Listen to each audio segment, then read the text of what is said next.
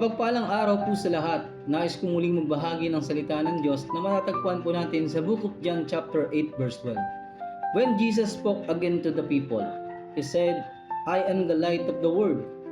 Whoever follows me will never walk in darkness, but will have light of life. Basahin po natin sa Tagalog.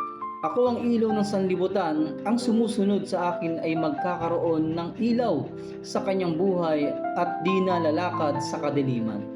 Si Jesus ang liwanag na isinugo ng Diyos sa sanlibutan, sapagkat ang mundo ay nababalot ng kadiliman. Halos ang sangkatauhan ay puno ng kasalanan at lumalakad sa kadiliman.